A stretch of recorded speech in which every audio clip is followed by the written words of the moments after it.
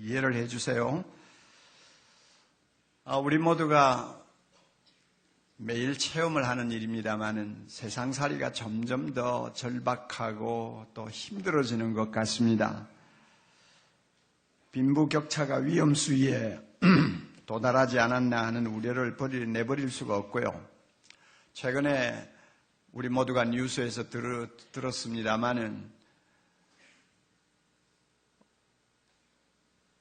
그저 직장에서 몰린 사람들, 또 경쟁에서 탈락된 사람들이 마지막으로 붙들고 그저 생계를 유지하는 것이 대부분이 음식점인가 봐요. 그래서 전국의 음식점이 60만 개인데 이것은 인구 80명당 음식점이 하나꼴이다 하는 말을 들으면서 제가 억장이 무너지는 거예요. 경쟁이 과도하면 서로가 제사를 깎아먹고 같이 망하는 거 아니에요? 나라가 이래서 무슨 희망이 있겠는가? 시장 개방 압력을 계속 받으니까 농민들이 자살을 하고 거리로 뛰쳐나오고 이런 현실을 보면서 참 앞으로 우리가 세상을 사는 것도 보통 힘들지 않겠다 하는 생각을 합니다. 많은 분들이 그런 불안을 갖고 미래를 내다봅니다. 자, 우리 모두 예수 믿는 사람들은 이런 상황에서 할 일이 하나 있어요. 그것은 세상을 향해서 눈을 잠깐 감는 것입니다. 그리고 하나님을 향해서 눈을 좀 더 크게 뜨는 것입니다. 하나님을 향해서 눈을 뜨는 이유는 하나님은 복의 근원이십니다. 어려울 때, 우리가 고통스러울 때, 우리가 정말로 복이 없다고 탄식할 때 도우실 수 있는 유일한 분이 하나님이시기 때문입니다. 저는 기도할 때 주님의 가르치신 기도를 많이 합니다. 그리고 사도신경을 많이 고백합니다. 그런데 그런 기도와 고백을 할 때도 저는 그 기도와 고백이 제 마음에 와서 확 닿아가지고 정말 제 마음에 오직 하나님만 보이는 순간까지 저는 그 기도를 반복할 때가 있어요. 하늘에 계신 우리 아버지시여, 하늘에 계시는 아버지시니까 좋은 것은 다 가지고 계시는 분 아닙니까? 좋은 것 다 갖고 계시는 그분을 향해서 내가 눈을 활짝 뜨고 아버지하고 부를 때 그때 내가 은혜를 받고 힘을 얻고 소망을 갖지 못하면 내가 어디 가서 힘을 얻어요? 전능하사 천지를 만드신 하나님 아버지를 내가 믿습니다 하고 사도신경을 고백하면서 전능하셔서 천지를 만드신 하나님이시니까 못할 것 없지 않아요. 자기가 원하시면 무엇이든지 다 해주실 수 있는 분 아니에요. 이런 분을 내가 가까이 모시고 그분 때문에 내가 다시 한번 힘을 얻고 일어서지 아니하면 하루하루를 무슨 힘으로 살 수가 있어요. 그러니까 세상이 살기 어렵다는 것을 가지고 우리가 푸념하지 말고 세상보다 더 크신 하나님이 계세요. 복의 근원 되신 하나님이 계세요. 그분이 우리 아버지세요. 그분을 향해 우리 눈을 활짝 뜨는 이 시간이 될 수 있기를 바랍니다. 복의 근원 되신 하나님을 이렇게 관심을 갖고 우리가 보기 때문에 오늘 본문에 등장하는 오벳 에돔이라고 하는 사람에 대해서 특별한 관심을 우리가 갖게 됩니다. 왜냐하면 성경에 몇 번 나오지 않는 이름이에요. 그럼에도 불구하고 오벳 에돔이 등장하는 곳마다 꼭 주석이 붙어 다녀요. 11절 끝에 보세요. 여호와께서 오벳 에돔과 그 온 집에 무엇을 주셨다? 복을 주시니라. 또 그 다음에 12절에 내려가서도 여호와께서 여호와의 궤를 인하여 오벳 에돔의 집과 그 모든 소유에 복을 주셨다.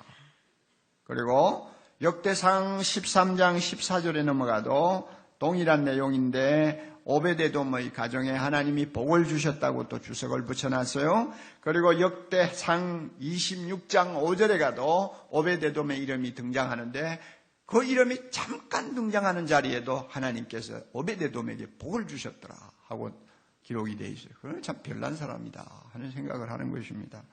무슨 재주로 그렇게 이름이 등장할 때마다 복이 따라다니냐 이런 생각을 자연히 하게 되죠. 그러니까 우리가 관심을 갖는 것입니다. 본문의 내용을 잠깐 제가 소개를 해드려야 되겠습니다. 사울이라고 하는 좋지 못한 왕이 이스라엘을 20년 이상 다스린 것 같아요. 그러니까 왕이 하나님에게 대해서 관심이 없고 하나님을 섬기기를 별로 좋아하지 않으니까 자연히 하나님의 존재를 상징하는 이 법궤라는 것을 아주 등한히 했죠. 그래서 유대나라 변방 어느 지역에 있는 아비나답이라고 하는 사람 집에다가 법궤를 넣어놓고는 20년이 넘도록 거들떠보지도 않은 거예요. 그러니까 하나님의 존재가 이스라엘 백성 앞에 소박을 당한 것입니다. 따돌림을 당해서요. 푸대접을 받았어요. 그렇게 해서 긴 세월이 흘렀습니다. 그러다가 다윗이 드디어 왕이 되었습니다. 다윗은 하나님을 사랑하고 하나님을 영화롭게 하기 위해서 있는 힘을 다 쏟는 참 믿음의 사람 아닙니까? 그러니 자기가 왕이 되자마자 제일 먼저 시작한 게 뭐냐 하면 하나님의 법궤를 예루살렘으로 모시자. 그래서 예루살렘의 법궤를 모셔놓고 이스라엘 백성 전부가 누구든지 마음에 원하는 대로 와서 하나님께 경배하고 하나님을 찬송하고 하나님께 영광 돌리며 복을 받도록 하자.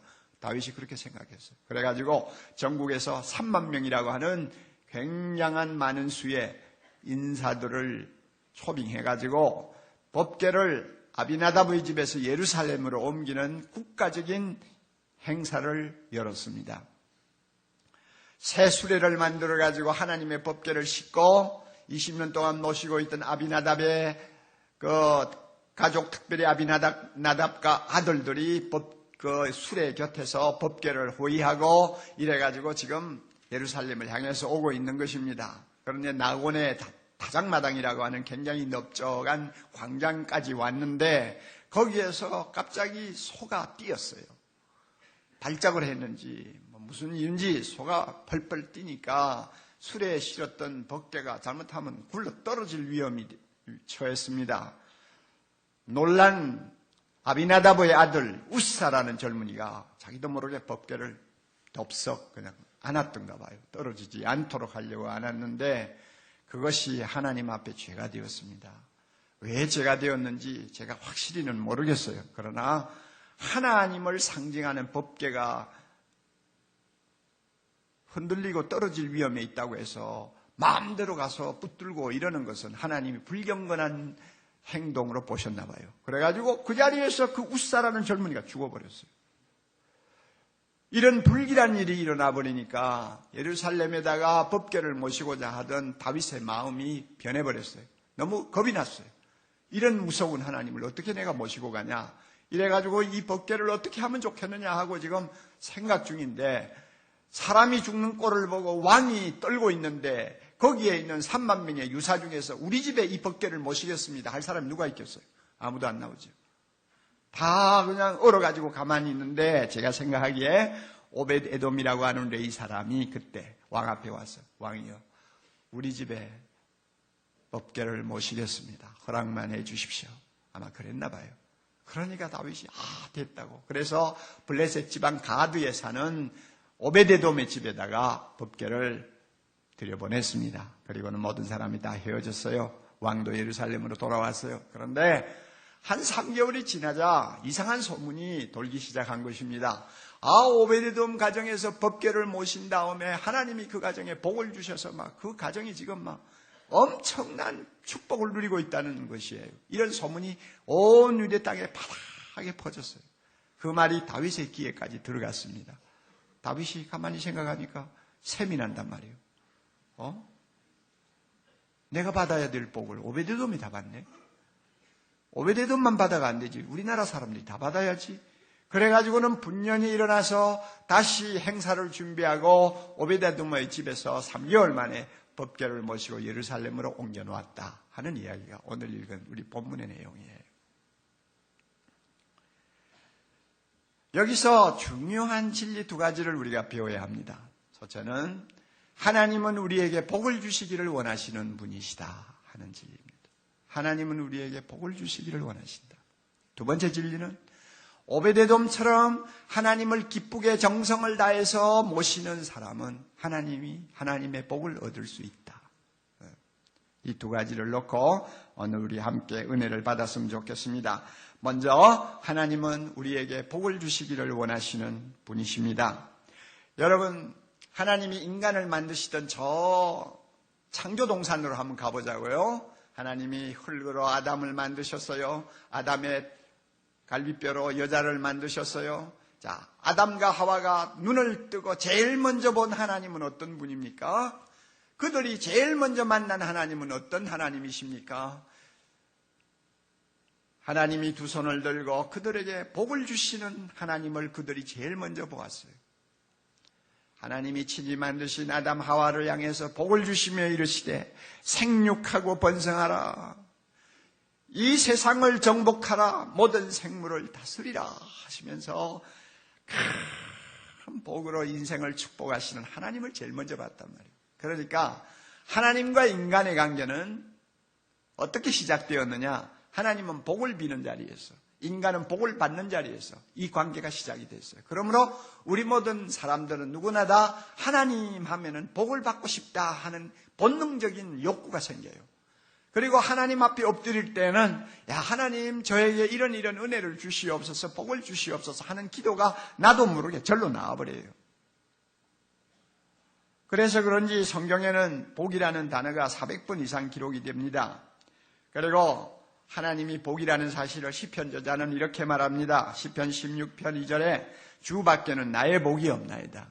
나의 복은 하나님밖에 없습니다. 그리고 73편 28절에도 이런 말씀이 있어요. 하나님께 가까이 함이 내게 복이라.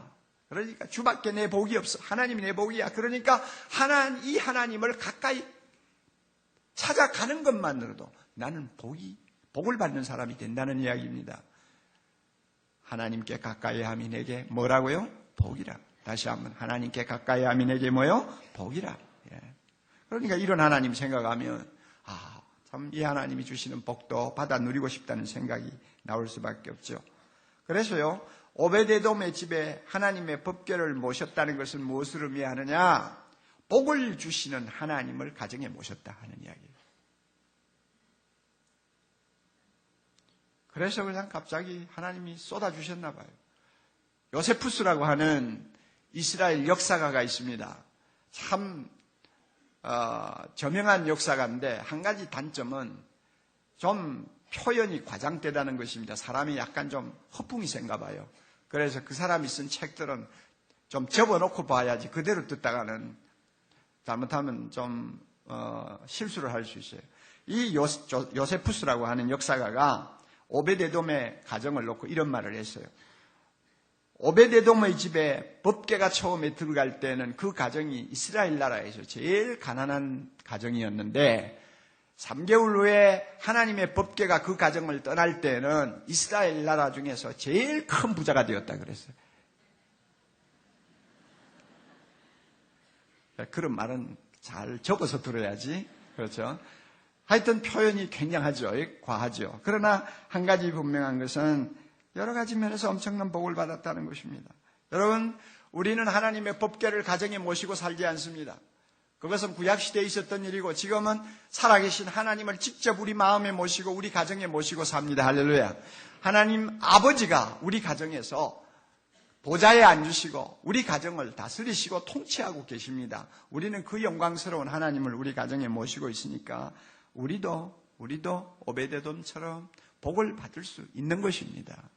우리 하나님 어떤 분입니까? 너희가 악한 부모라도 자식이 달라하면 좋은 것 주지 않느냐? 하물며 하늘에 계신 너희 아버지께서 구하는 자에게 좋은 것을 주시지 않겠느냐? 좋은 것은 복이죠. 좋은 것을 안 주겠느냐? 어떻게 돌을 주겠느냐? 떡을 주지. 어떻게 뱀을 주겠느냐? 생선을 주지. 좋은 것 주시는 하나님 우리가 가정에 모시고 살아요. 그러니까 예수 믿는 사람은 하나님으로부터 복을 받을 수 있다는 기대도 할 수 있고 복을 달라고 하는 기도도 할 수 있고 복을 주실 것이라는 확신도 가질 수 있음을 여러분이 믿으시기 바랍니다. 그런데 한 가지 짚고 넘어갈 문제가 있습니다. 잘 들으세요. 굉장히 중요한 이야기입니다. 우리 교회를 다니시는 분들은 잘못하면 이 복에 대해서 오해를 하기 쉽습니다. 심지어 교육자들까지 오해를 하고 곡해를 해가지고 교인들을 잘못 가르치는 경우가 왕왕 일어나요. 우리는 복하면 구약의 성경에 나오는 많은 복들을 생각합니다. 하나님이 이스라엘 백성들에게 구약에서 약속한 복들이 참 많아요. 하나님의 말씀에 순종하기만 하면 얼마나 엄청난 복을 약속하셨는지 여러분 신명기 28장 같은 데 가서 보면은 막 그냥 뭡니까? 황홀해질 정도로 하나님이 많은 복을 약속하셨잖아요. 예? 무병장수에, 부귀영화에, 만사형통에, 자손번창에, 세상에 머리는 되고 꼬리는 되지 않는다는 약속, 이거 외에도 얼마나 대단한 약속들을 해 주셨는지요. 그러니까 우리가 복하면은 그런 것을 생각하게 돼 있어요. 이것은 절대 잘못된 거 아닙니다. 그런 복들을 우리는 다 받고 싶어 합니다. 또 받을 수만 있으면 좋지요. 받아서 누릴 수만 있으면 그 사람이야 진짜 복 받은 사람이라고 말할 수가 있죠. 이런 복들을 하나님이 많이 약속을 하셨어요. 그런데요, 놀랍게도 신약 성경으로 넘어오면 예수님이 세상에 오신 후 일어났던 모든 일, 주님이 말씀하신 내용들을 기록한 신약 성경으로 넘어오면 구약시대에 이스라엘 백성에게 엄청난 복을 약속하시던 하나님은 보이지를 않아요. 신약 성경 어디를 뒤져봐도 만사형통해 주겠다는 말씀도 없고 무병장수하겠다는 약속도 없고 머리가 되고 꼬리가 안 된다는 약속도 없고 없어요. 그런 하나님은 안 계세요. 그리고 오히려 부자 되려고 하지 말고 일용할 양식 달라고 날마다 기도해. 또 이해가 안 되는 말씀만 하시네요. 예? 가난한 자가 더 복이 있대요. 왜냐하면 천국은 가난한 자의 것이래요. 참 이것도 이해가 안 되죠. 받는 것보다 주는 것이 더 복이 있대요. 그리고 오래 살 생각하지 말고 주를 위하여 언제든지 생명 바칠 준비하라요. 이런 말씀 보면,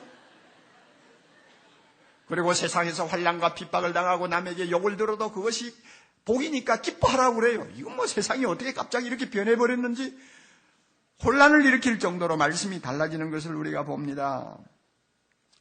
복을 보는 표준이 왜 이렇게 달라졌을까?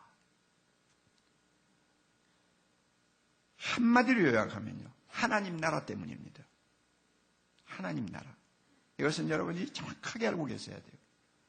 구약시대 사람들은 하나님의 나라에 대한 비전이 없었어요. 그들은 메시아가 오시면 팔레스타인의 지상 천국을 이루고 온 세계를 지배할 수 있을 것이라는 세상적인 왕국은 그들이 꿈을 꾸었지만은 하나님이 직접 다스리는 신약 시대의 하나님의 나라는 그들에게 없었어요. 그런데 예수님이 이 세상에 오시자마자 예수님의 입에서 제일 먼저 나온 말씀이 뭡니까? 회개하라, 천국이 가까웠느니라. 천국, 하나님 나라가 이미 임하였고 이 나라가 시작되었다는 것을 주님이 말씀하셨어요. 그래서 마태복음, 마가복음, 누가복음에 가보면은 하나님 나라 혹은 하늘나라는 말이 110번 이상 계속 반복해서 나옵니다. 그 이유는 우리는 지금 지상 천국을 꿈꾸던 구약시대에 사는 사람이 아니라 하나님 나라가 임하였고 하나님 나라가 이미 시작된 시대에 살고 있다는 것입니다. 이것을 여러분이 마음에 꼭 담으셔야 됩니다.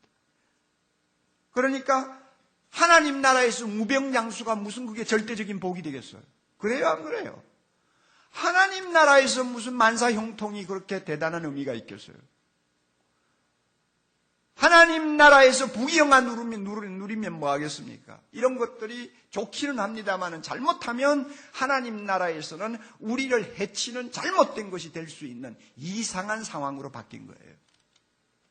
그래서 로마서 14장 17절 보면 하나님의 나라는 먹는 것과 마시는 것에 있지 않고 오직 성령 안에서 의와 평강과 희락이라고 했습니다. 보세요. 하나님 나라에는 먹고 마시고 즐기고 그냥 쌓아놓고 살고 막 사람들로부터 그저 부러움을 받는 그게 아니고 그게 하나님의 나라의 본질이 아니고 하나님 나라에서 사는 백성들에게 있어서 진짜 복은 뭐냐? 진짜 복은 성령 안에서 하나님이 주시는 하나님 나라의 하나님 앞에 의인이 되는 축복, 그리고 하나님이 주시는 마음의 평강, 하나님이 주시는 기쁨, 이런 것들이 진짜 복이지 다른 것이 복이 아니라 그 말이에요. 그만큼 하나님 나라로 인해서 복을 보는 기준이 바뀌었어요. 그러니까 여러분 세상을 보세요. 진짜 구약에서 이야기하던 그 화려한 복들을 지금 현실적으로 정말 받아서 누리는 사람이 예수 믿는 사람 가운데서 많으세요? 안 믿는 사람 가운데서 많으세요? 대답 안 하세요? 예? 무병장수하는 사람들 가만히 보세요. 저 이북에 있는 사람들까지 한번 보시라고요. 안 믿는 사람들이 훨씬 더 많이 받아서 누리고 있어요. 그러니까 그 말은 뭐냐 하면 하나님하고는 관계가 없는 복일 수도 있고 하나님이 없어도 누릴 수 있는 복이라고 말이에요. 그런데 이상하게도 믿음 좋은 분들, 하나님을 너무너무 사랑하면서 한 생을 헌신하는 사람들에게는 하나님이 안 주시더라고요. 잘 안 줘요. 아마 주면 득보다 해가 더 많다고 하나님이 판단하신 것 같아요. 그래서 보세요, 여러분. 바울과 같은 사람 그렇게 하나님을 사랑해도 안 주시잖아요.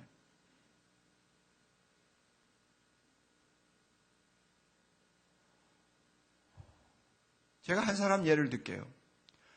지금부터 400~500년 전에 종교개혁이 한참 일어났을 때 최고의 인물로 우리는 두 사람을 꼽습니다. 하나는 말틴 루터고 하나는 존 칼빈입니다. 이 사람들은 세계 역사를 완전히 한 바퀴 뒤집어 놓은 사람입니다. 그러므로 세계를 바꾼 10사람을 뽑는다면 반드시 칼빈은 들어가게 돼 있어요. 그만큼 탁월한 역할을 하다가 역사에서 사라진 인물이에요. 그분의 신학 사상이 워낙 논리적이고 탁월하기 때문에 칼빈주의라고 하는 독특한 계보가 형성이 되었습니다. 그리고 칼빈의 개혁신학은 바로 장로교의 뿌리가 되었습니다. 그리고 미국 청교도들의 사상의 뿌리가 되고 오늘의 미국을 이루게 하는 자유주의 사상의 뿌리가 되었습니다. 대단한 인물입니다. 그래서 그 당시에 칼빈을 논할 때마다 그 신학자라고 그랬어요. 앞에다가 정관사를 붙여가지고 그 신학자. 이런 호칭을 받은 탁월한 분이었습니다. 그렇게 무서운 로마 캐톨릭의 탄압 밑에서 생명을 걸고 하나님의 영광을 위해서 교회를 위해서 자기 생을 불태우던 위대한 인물입니다. 그만큼 대단하게 헌신한 사람이면 하나님이 정말로 많은 복을 주실 것 같지 않습니까? 그런데요, 그의 정기를 보면 그렇지 않아요. 31살 때 결혼했어요. 결혼하는데 어떤 여자가 나에게 가장 좋은 아내가 될 수 있을까 하고 조건을 따지다가 믿음 좋은 여자, 신실한 여자, 이것만 딱 조건을 걸고 찾다가 보니까 애가 7명이나 딸린 가부를 만나게 된 거예요.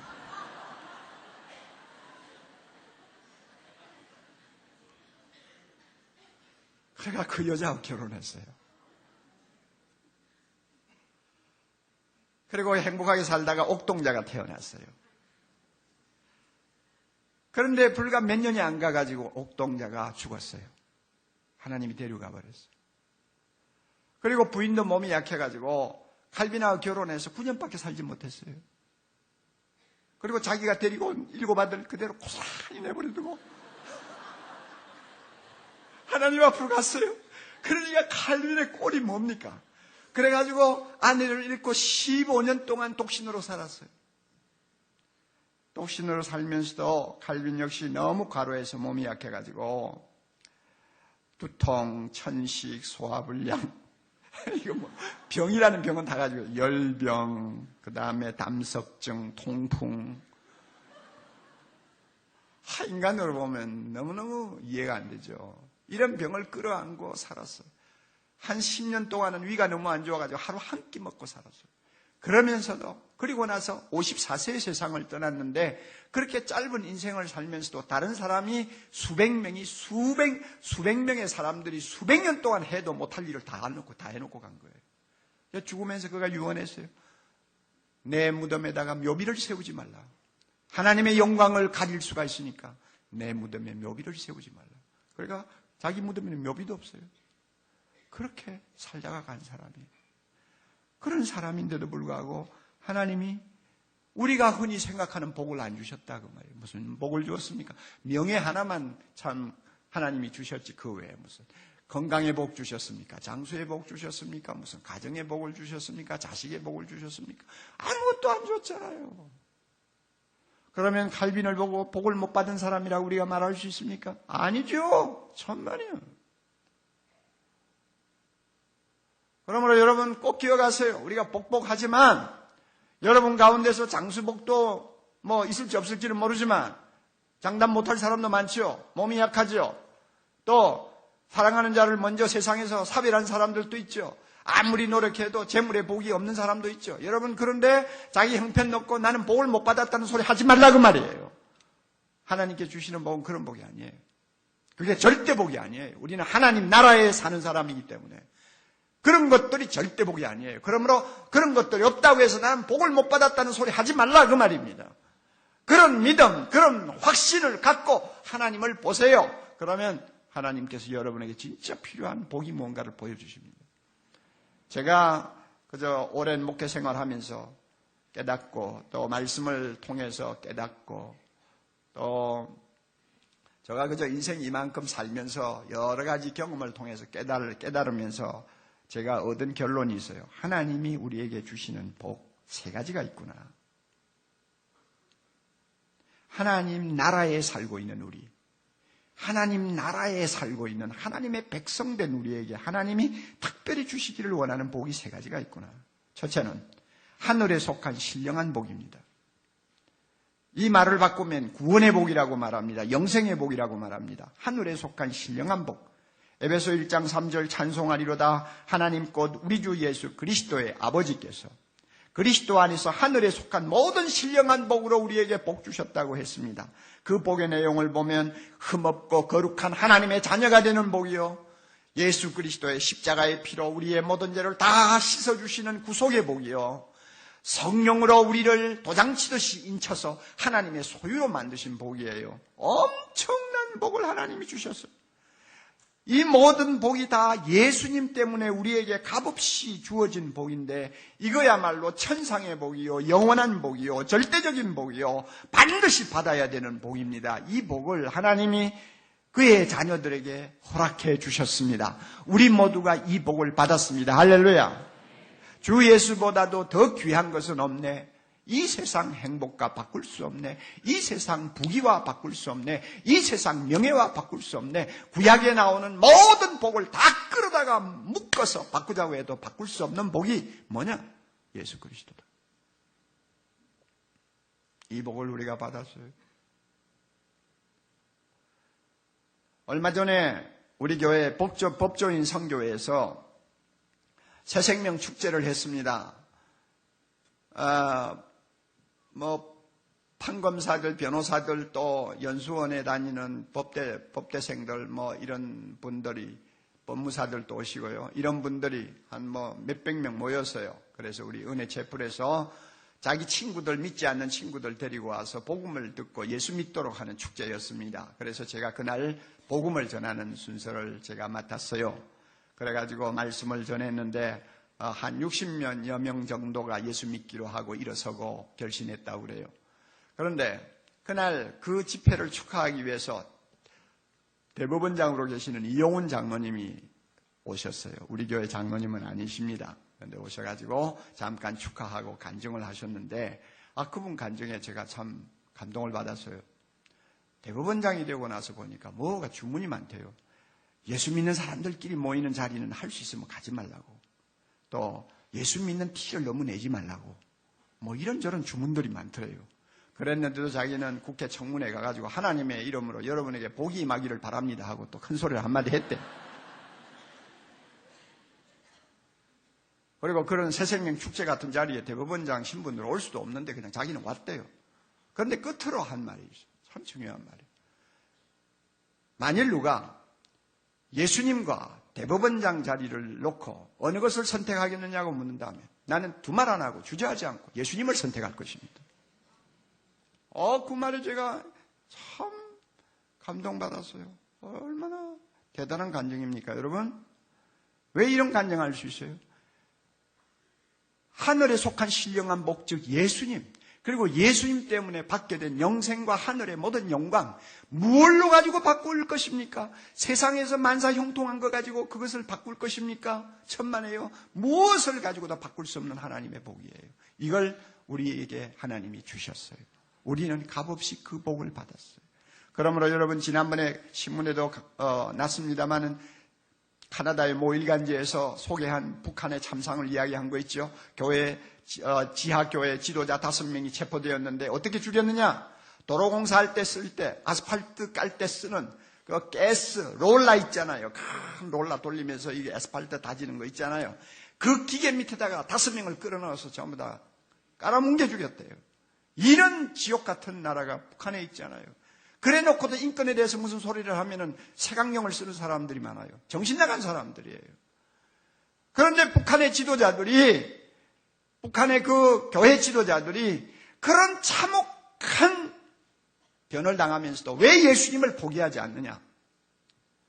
이 세상에서 모든 복을 다 누렸다고 해도 하나님이 예수님을 통해서 주신 하늘에 속한 신령한 복 이거 놓치면 이것은 모든 것을 다 놓치는 것이고 가장 저주받은 존재가 된다는 것을 그들이 알기 때문에 가스롤라 밑에 들어가서 가루가 되는 한이 있더라도 예수님을 놓지 못하겠다고 그들은 끝까지 버틴 거예요. 우리가 받은 복은 얼마나 큰 복인지 모릅니다. 하나님이 우리에게 이 모든 복 주셨음을 믿고 감사합시다. 두 번째로 자족하는 복입니다. 자족하는 복. 자족이라는 말을 아시죠? 어떤 형편에서든지 감사하고 만족하는 거예요. 자기 형편을 놓고 불평하지 않고 팔자 타령하지 않고 만족하고 감사하는 것이 자족입니다. 여러분 그렇잖아요. 온 세상을 다 얻어도 자족 못하면 그 사람은 행복한 사람 못 되죠. 평범한 아파트에 살면서도 만족하고 자족하고 살면 그 사람은 행복자죠. 아무리 화려한 명예를 가지고도 불만을 가지고 사는 사람보다는 무명한 자기 존재를 놓고 감사하면서 사는 사람이 훨씬 복받은 사람이죠. 이 자족이란 말이에요. 하나님이 이 자족을 주세요. 가만히 보니까요, 교회 안에서도 보니까요, 하나님이 특별히 사랑하는 자녀에게는 주님이 이 자족하는 복을 많이 주세요. 만사형통도 잘 안 주시고 부귀영화도 잘 안 주시고 무병장수도 잘 안 주시지만 자족하는 복을 주세요. 자기 상황에서 감사하고 만족하는 거예요. 바울을 보면 알잖아요. 빌립보 4장 11절. 어떤 형편에서든지 나는 자족하기를 배웠다. 어떤 형편이 뭡니까? 배고플 때도, 배부를 때도, 인기가 있을 때도, 인기가 떨어졌을 때도, 몸이 건강할 때도, 몸이 약할 때도, 어떤 형편에서든지 나는 스스로 만족하고 하나님께 감사할 수 있는 비결을 배웠다. 그 능력을 얻었다 그 말이에요. 누구한테? 예수님한테서. 그래서 내게 능력 주시는 자 안에서 나는 모든 것을 할 수 있느니라. 그 말은 내게 능력 주시는 주님 때문에 나는 어떤 상황에서도 자족하면서 살 수 있느니라 이 말이에요. 이런 복을 바울이 받았어요. 이 복을 오늘 주님께서는 사랑하는 자들에게 많이 주세요. 그러면 어떻게 우리가 자족할 수 있는 사람이 됩니까? 주님께서 우리에게 하나의 중요한 패러다임을 바꾸어 주시는 것을 봅니다. 자족하도록 말이죠. 패러다임을 바꿔요. 무슨 패러다임이냐? 시간을 보는 패러다임을 바꾸어 줍니다. 시간을 보는, 기회를 보는, 우리의 인생을 보는 눈을 바꾸어 준다고 말이에요. 헬라어에서는 시간을 표현하는 단어가 두 개 있어요. 크로노스라고 하는 단어가 있습니다. 크로노스는 그냥 흘러가는 시간이에요. 과거, 현재, 미래 그냥 365일 달력 따라서 흘러가는 시간이 이게 크로노스예요. 그러나 다른 말이 또 하나 있어요. 카이로스. 카이로스라고 하는 단어는 시간을 가리키는 말인데 어떤 시간이냐? 하나님이 우리를 위해 특별한 뜻을 가지고 다루는 시간입니다. 하나님이 우리를 위해서 특별한 뜻, 선한 뜻을 가지고 다루는 시간, 기회, 우리의 한 생을 일컬어서 카이로스라고 그래요. 그래서 주님께서 우리가 어떤 형편에서든지 자족하도록 만들기 위해서 우리가 날마다 순간순간 경험하고 넘어가는 시간들을 볼 때 카이로스로 볼 수 있도록 눈을 바꿔주세요. 아, 내가 이 순간순간도 나를 위해서 복 주시기 위하여 선한 뜻을 가지고 내 시간을 다루시는 하나님이 계시구나.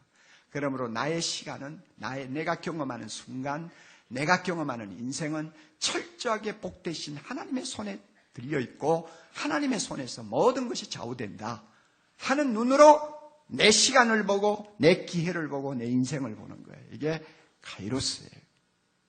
이런 패러다임의 변화를 우리에게 경험하게 합니다. 그래서 어쩌다가 몸이 약해졌습니까? 그러면 아이고 재수 없어 이렇게 말하지 않고 뭐라고 합니까? 아마 내가 건강할 때 제대로 못 해놓으니까 하나님께서 몸을 좀 약하게 하셔서 내가 예수님을 닮아가도록 훈련시키나 보다. 그래서 이 몸 약해서 고생하는 기간은 하나님이 나를 예수님처럼 다듬는 특별한 카이로스의 시간이구나 이렇게 보는 거예요. 갑자기 뭐 여러 가지 어려움이 생겨서 가난해졌나요? 그럴 때 가난을 푸념하지 않고 하나님께서 가난에 물질적으로 가난해지는 대신 영적으로 부유함을 맛보게 할 수 있도록 나의 시간을 다루고 계시는구나 이렇게 보는 거예요. 그리고 앞으로 더 또 한 번 재기할 수 있도록 영과 육을 철저하게 하나님께서 연단하는 기간이구나 이렇게 딱 생각하는 거예요. 갑자기 여러분 성공하게 되었습니까? 이것은 하나님이 무언가 나를 사용하시려고 기회를 주시나 보다 이렇게 생각하는 거예요. 이게 카이로스로 나의 시간을 보는 눈이에요. 돈이 많이 생겼습니까? 하나님이 필요한 데가 있나 보지? 이렇게 생각하는 거예요. 그래서 어떤 화장품 회사, 참존 화장품 회사 김강석 장로님 간증 보면 그러죠. 그 빚더미에 앉아가지고 고생하다가 하나님이 갑자기 돈을 주셔서 막 사업이 잘 되고 나니까 그 다음에 어떻게 했나요? 거액을 들여서 연변과학기술대학 공학관을 자기가 혼자 지어줬잖아요. 하나님이 필요하니까 나에게 돈 주는 것이지 뭐 내가 쌓아놓고 살라고 돈 주는 거 아니다. 이렇게 생각하는 청지기의식. 이것이 자기가 경험하는 모든 시간과 사건을 카이로스로 보는 사람이에요. 훌륭한 자녀 주었어요? 하나님이 뭔가 쓰실라나 보지? 어쩌다가 인간관계에서 상처를 받았나요? 내가 주님의 마음을 얼마나 아프게 했는데 이런 기회에 내가 주님 앞에 얼마나 잘못된 것을 좀 깊이 반성해야지 이런 생각으로 모든 생각을 돌려요. 그래서 복되신 하나님이 나의 시간을 철저하게 장악하시면서 나를 위해서 가장 좋은 것을 주시기 위해서 요리하는 기회다 이렇게 보는 눈, 이것이 뭐라고요? 카이로스. 하나님께서 이렇게 우리의 패러다임을 바꾸어 주시니까 어떤 형편에 처해도 감사하고 만족하고 기뻐하는 거예요. 몇 주 전에 대각성 전도 집회 미안합니다. 대각성 전도 집회가 아니고 제자훈련 지도자 세미나, 칼 세미나를 했을 때 우리 방지성 목사님이라는 분을 우리가 초빙해가지고 간증을 들었어요. 그분은 결손 가정에서 가출해가지고 돌아다니는 청소년들을 전도해서 새 사람 만들어야 되겠다는 푸른 꿈을 가지고 아무것도 없이 지하 방에서 한 30명 되는 그런 애들을 데리고 교회를 시작했어요. 그것도 청주에서요. 그래가지고 여러 가지 희비곡절을 많이 겪었어요. 그러다가 나중에는 애들이 20명만 남았어요. 그런데 3년 전에 20명을 데리고 제자훈련을 했어요. 그리고 아름답게 그 학생들이 변화를 받았어요. 그 학생들이 변화받고 헌신하고 그래서 은행에 빚을 내가지고 교회당을 지었어요. 거기에 감동된 자기 그 자녀들의 배후에 있는 친척들, 부모들이 다 교회를 나와가지고 지금은 200명이 넘는 성인들이 모이는 교회로 발전했어요. 그분이 내하고 대면을 했어요. 부부가 앉아서 내하고 이야기하는 내가 놀란 거예요. 여러분, 그 청주에서 한 200명 데리고 목회하는 사람하고 옥목사하고 비교가 됩니까? 같은 목사 입장에서 한번 생각해보자 그 말이에요. 그러니까 조금 잘못되면 열등감 갖기 쉽고 그냥 너는 뭔데 그렇게 큰 교회 하고 나는 왜 하나님께서 이 모양으로 일하게 하시나 하고 자학을 하기도 쉽고 그렇게 될 수 있잖아요. 그런데요, 그 반 목사님을 앞에 놓고 내가 머리를 숙였어요. 청소년 몇 사람, 그 애들은 과거에 혼숙하던 애들이에요. 소망이 없던 애들, 예수 때문에 새 사람 되어서 지금 참 아름답게 인생을 설계하고 사는 것을 보고 너무 행복해가지고 옥목사가 하나도 부러운 것이 없는 거예요. 그냥 내 앞에서 너는 뭐야? 내만큼 세상에서 행복한 사람 없다. 이 표정이에요. 너는 큰 교회 한다고 어떻게 대단하게 여길지 모르잖아. 나는 그거 눈에 안 들어와. 나는 하나님이 나에게 주신 이 사역이 너무 감사해요. 한 생명 한 생명이 너무나 소중하고 아름다워. 그냥 얼굴 표정에 그대로 나타나는 거예요. 그래서요, 내가 아주 주눅이 들어가지고 말을 오래 하지 못했어요. 그냥 적당히 만나고 기도하고 끝났어요. 그렇죠. 누구든지 내보다 더 행복한 사람 만나면 질투심이 나잖아요. 그러니까. 우리 모두에게 이런 자족의 은혜를 주심을 믿으시기 바랍니다. 하나님이 이런 복을 주십니다. 이런 복을 주세요. 우리 모두 이런 복을 받고 하나님 나라에서 사는 거예요. 예. 끝으로요, 수고의 대가를 주시는 복입니다. 시편 125편 5절 6절 보면 눈물을 흘리며 씨를 뿌리는 자는 기쁨으로 거두리라고 했습니다. 이것은 하나님의 자연 법칙입니다. 이 자연 법칙에는 무임승차는 없습니다. 무임승차는 없어요. 가을은 뿌리는 자의 것입니다. 열매를 거두는 자는 뿌려서 고생한 자들이 거두는 것입니다. 그래서 우리 모두가 인생을 살 때 최선의 노력을 다해야 됩니다. 내가 나를 뛰어넘었다고 하는 말을 한 사람이 있어요. 나의 한계를 뛰어넘어서 최선을 다해 노력해야 됩니다.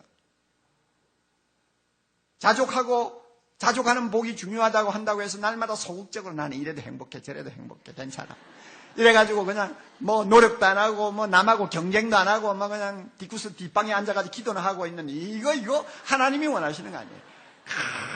그냥 열심을 다해서 노력해야 돼요. 수고해야 돼요. 우리 가운데는 대통령도 나와야 되고 우리 가운데는 말이죠.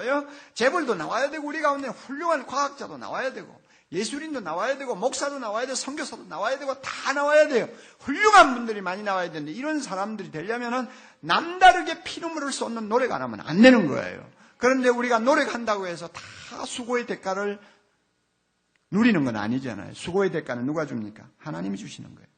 시편 127장에 여호와께서 집을 세우지 아니하시면 세우는 자의 수고가 헛되다. 그런데 얼마나 감사해요. 우리에게 복을 주시려는 하나님 아버지가 우리가 수고하기만 하면 30배, 60배, 100배로 쏟아 주신다고 약속하셨습니다. 이 약속 믿고 최선을 다하세요. 그러면 하나님께서 은혜 주실 줄 믿습니다. 이제 결론입니다. 하나님은 복을 주시기를 원하신다. 또 한 가지 오베데돔이 가르쳐주는 교훈이 있다고 그랬죠. 기쁘게 정성을 다해 그분을 모시면 우리도 복을 받을 수 있다. 자, 결론입니다. 여러분 보세요. 사람이 막 죽어버리자 전부 겁을 집어먹고 왕도 법궤를 가져가려고 안 하고 다른 신하들도 다 얼어가지고 있을 때 오베데돔이 우리 집에 모시지요 하고 하나님을 모셨잖아요. 얼마나 지성껏 모셨겠어요. 그랬더니 하나님 앞에 공짜가 있나요?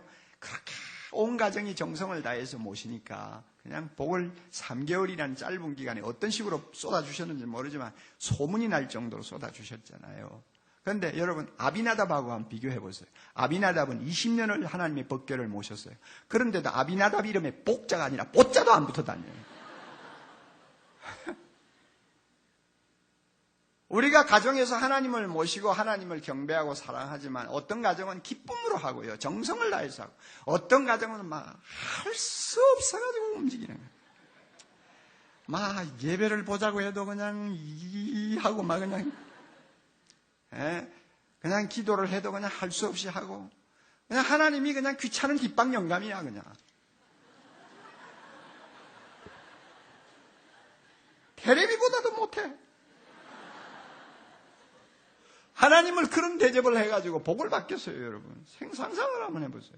기쁘게 하나님을 섬기고, 기뻐하고, 하나님 때문에 찬송하면 하나님도 기쁘게 축복해 주십니다. 시편 37편 4절 여호와를 기뻐하라. 저가 내 마음의 소원을 이루어 주시리라. 따라하세요. 여호와를 기뻐하라. 저가 내 마음의 소원을 이루어 주시리라. 하나님을 기쁘게 섬기세요. 기쁘게 섬기세요. 이제 오늘 우리 복을 주시는 하나님에 대해서 또 하나님을 기쁘게 섬기면 하나님이 축복하시는 것을 받을 수 있다는 것을 여러분에게 말씀드렸습니다. 우리 교회 성도들 모두가 험한 세상이지만은 이 하나님을 바라보고 날마다 당당하게 사시기를 바랍니다. 세상 사람 앞에 꿀리지 마세요. 내 형편 가지고 여러분이 염세주의에 빠지지 마세요. 우리는 하나님 나라에 살고 있는 사람입니다. 하나님 나라에 살고 있는 사람은 복의 기준이 틀려요. 그리고 하나님이 주시는 특별한 복이 있습니다. 이 복을 가지고 수많은 사람들에게 감동을 주는 우리 모두가 될 수 있기를 바랍니다. 기도하십시다. 하나님 아버지, 오늘 주신 말씀 이 성도들의 마음속에 잘 뿌리가 내려서 30배, 60배, 100배로 결실하여 온 세상 사람 앞에 오베데돔처럼 복을 받고 하나님께 영광을 돌리는 귀한 자녀들 되게 해 주시옵소서. 예수님 이름으로 기도하옵나이다. 아멘.